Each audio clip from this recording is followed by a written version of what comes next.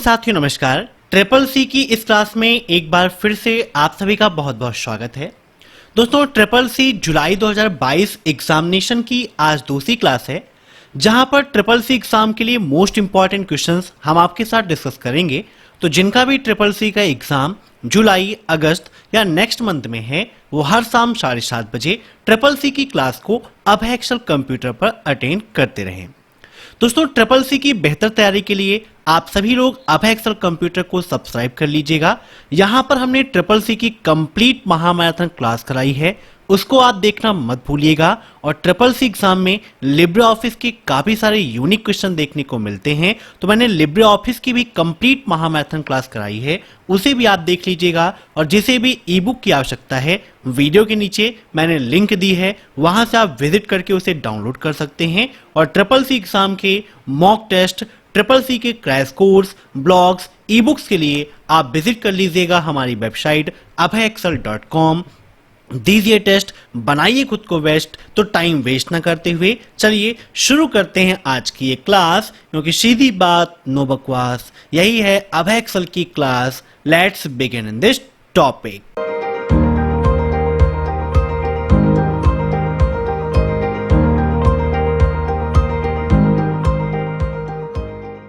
आज का पहला क्वेश्चन है, टीडीएम में स्लॉट्स को आगे ...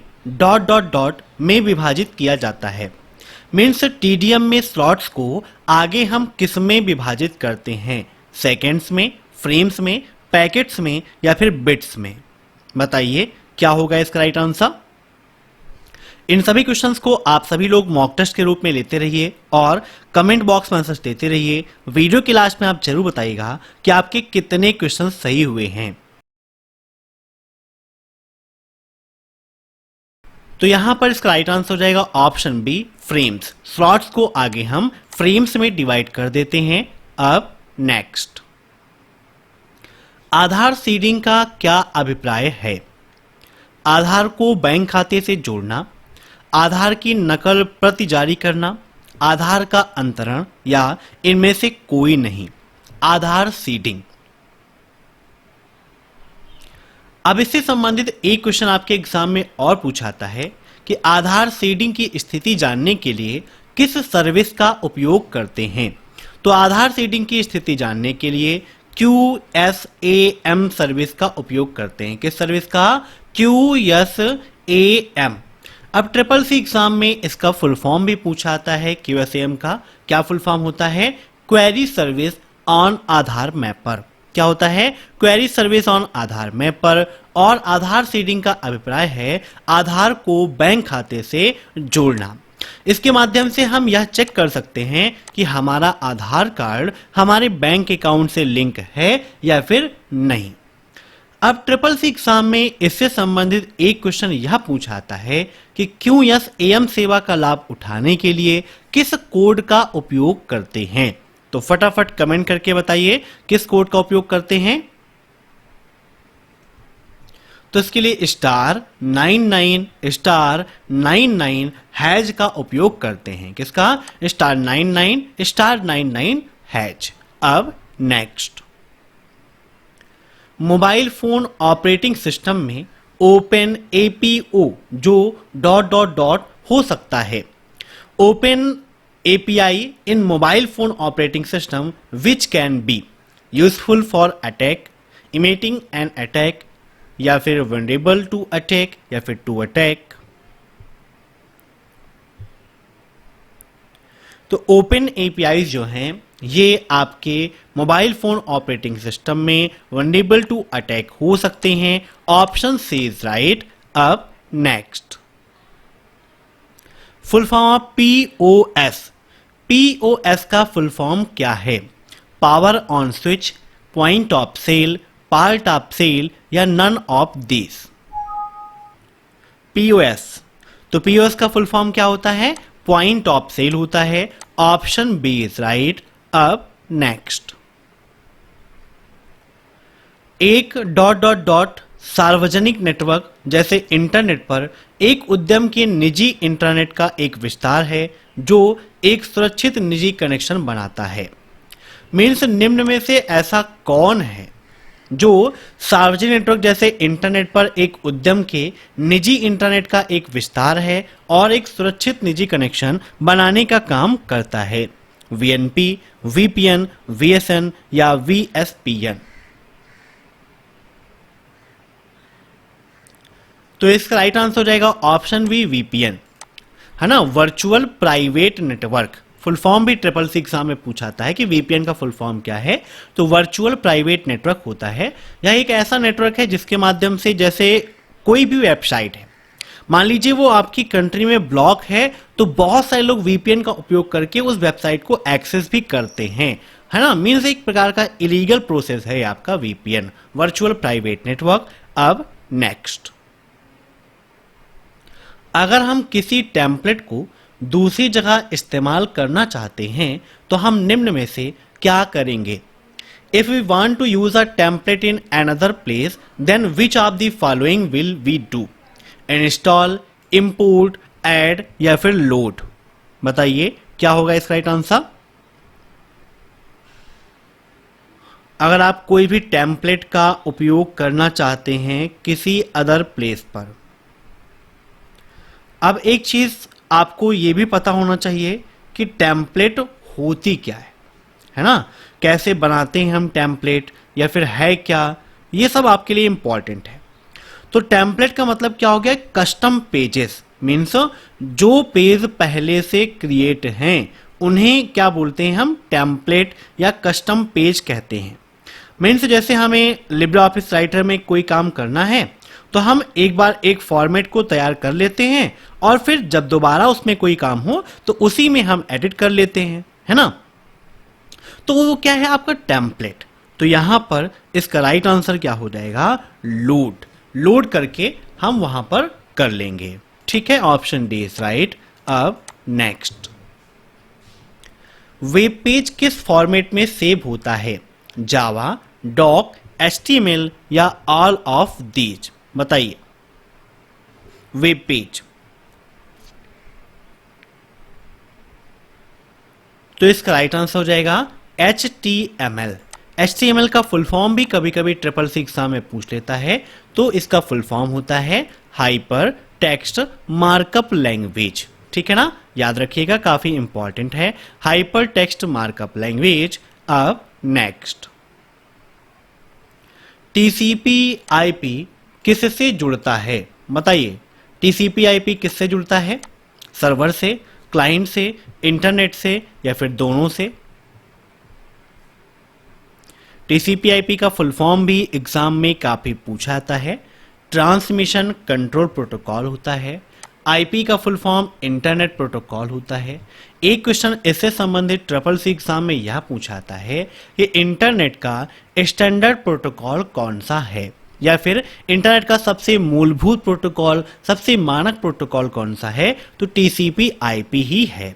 और इसका राइट आंसर हो जाएगा ऑप्शन डी, ए और बी दोनों, क्योंकि यह सर्वर और क्लाइंट दोनों से जुड़ता है, ठीक है ना। कैसा प्रोटोकॉल है? कनेक्शन ओरिएंटेड प्रोटोकॉल है TCP IP। अब नेक्स्ट, एप्लीकेशन लेयर पर सूचना के packet co dot dot dot क्या कहा जाता है? The packet of information, means सूचना का पैकेट एप्लीकेशन लेयर पर क्या कहलाता है? पैकेट ही कहलाता है, मैसेज कहलाता है, सेगमेंट कहलाता है या फिर फ्रेम कहलाता है?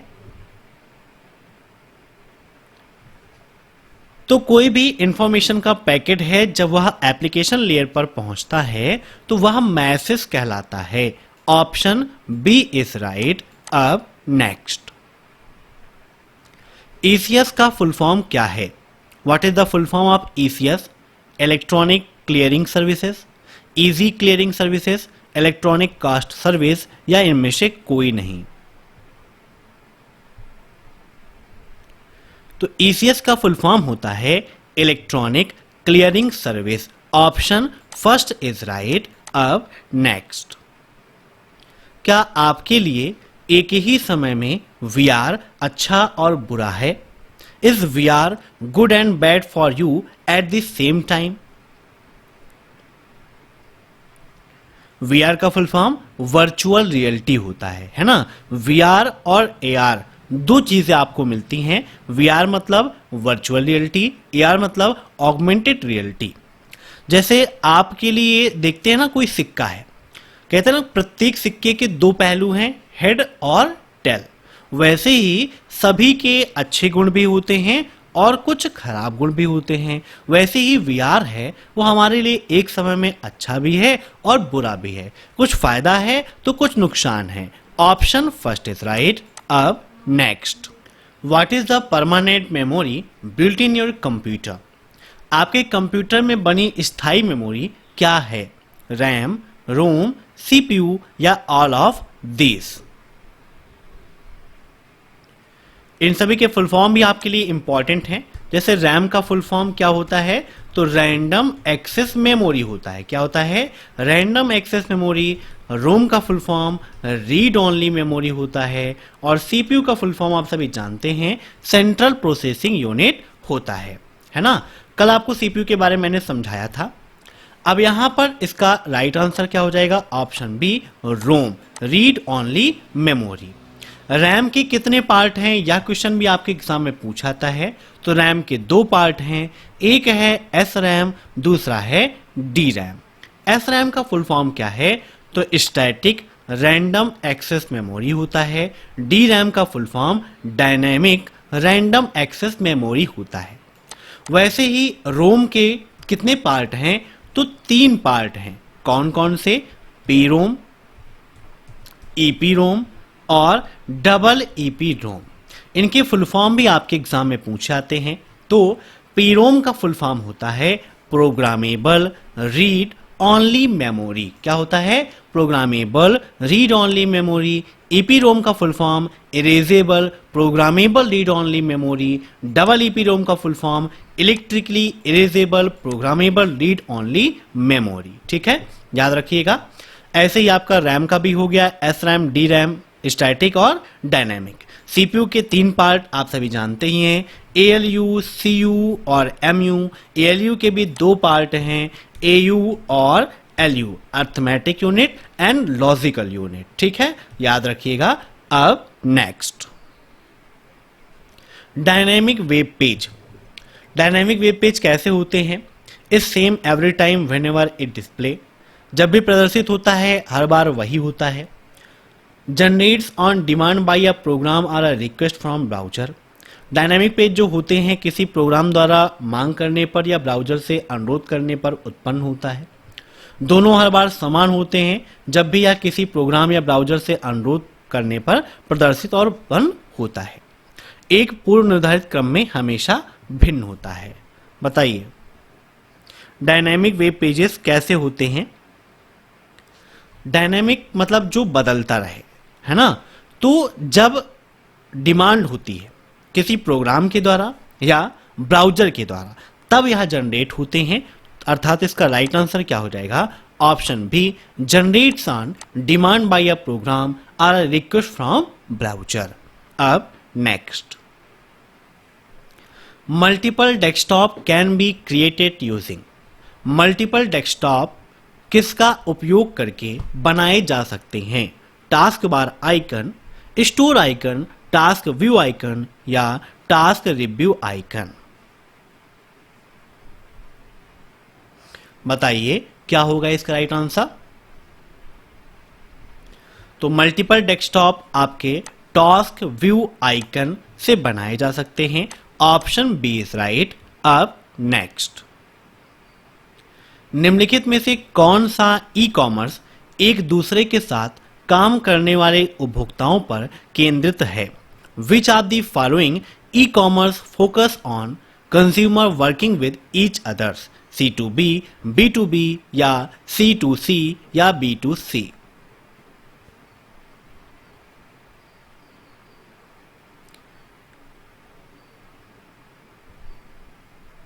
तो यहां पर इसका राइट आंसर हो जाएगा क्या? Option C, C2C।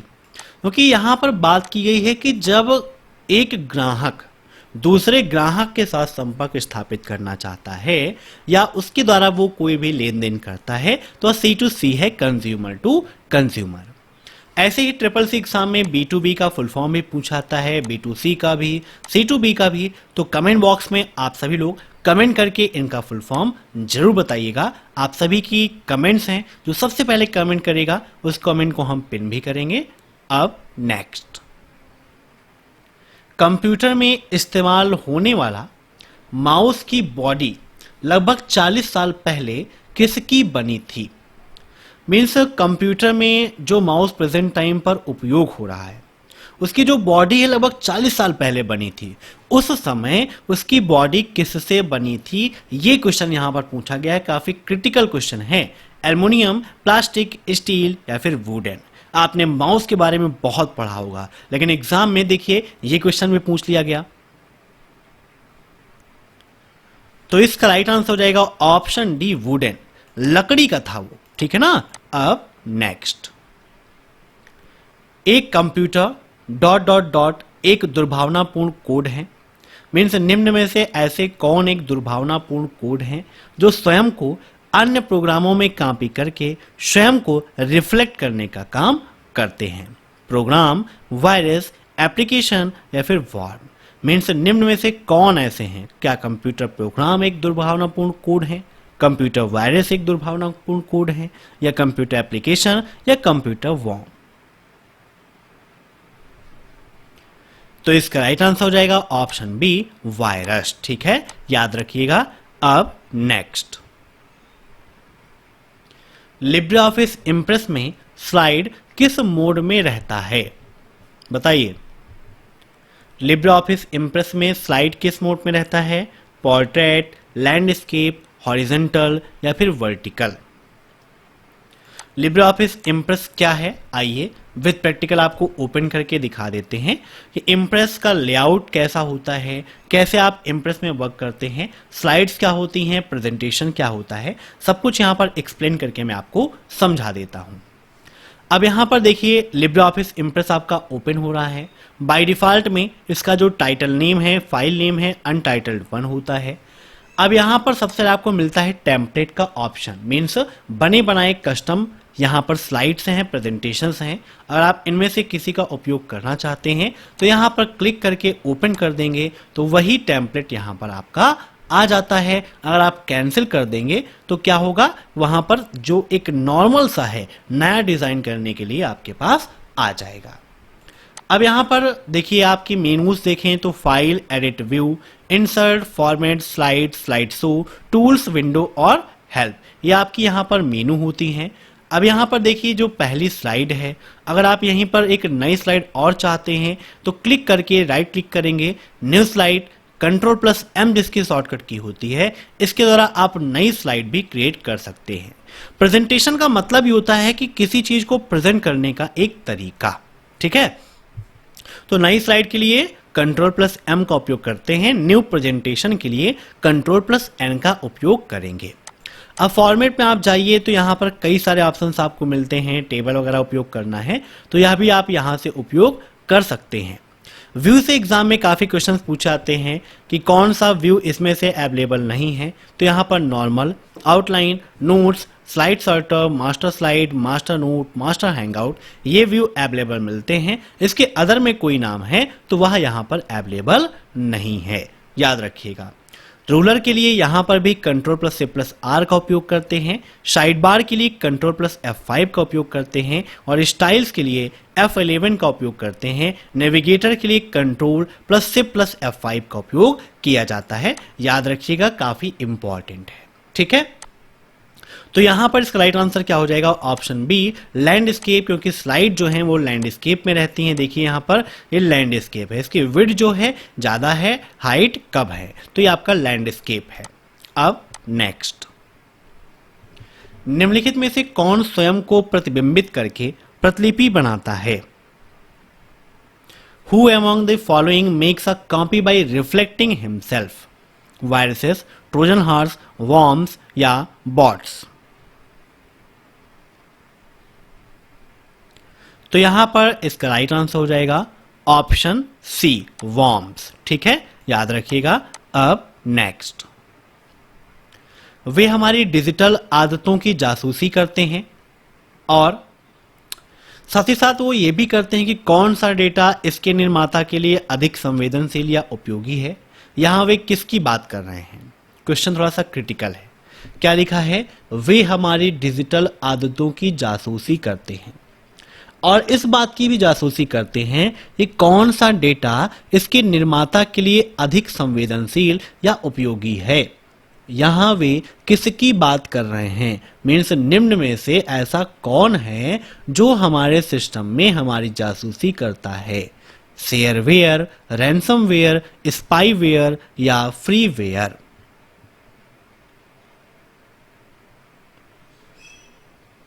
तो इसका राइट आंसर हो जाएगा ऑप्शन सी, स्पाईवेयर। ठीक है, याद रखिएगा। तो आज की क्लास में बस इतने क्वेश्चंस। हर शाम 7:30 बजे आप अभय एक्सेल कंप्यूटर पर ट्रिपल सी की क्लास अटेंड करते रहिए। अगर आपको यह क्लास पसंद आई हो तो लाइक जरूर करिएगा और अगर आप हमारे इस परिवार में नए हैं तो परिवार से जुड़ने के लिए सब्सक्राइब करके बेल आइकन जरूर प्रेस करिए ताकि टाइम टू टाइम आपको अपडेट मिलती रहे। मॉक टेस्ट के लिए विजिट कर लीजिए abhexcel.com और ई बुक के लिए वीडियो के नीचे मैंने लिंक दी है, वहां से आप उसे डाउनलोड करके अपनी तैयारी को बेहतर बना सकते हैं। फिर मिलते हैं नेक्स्ट क्लास में, तब तक के लिए बाय बाय।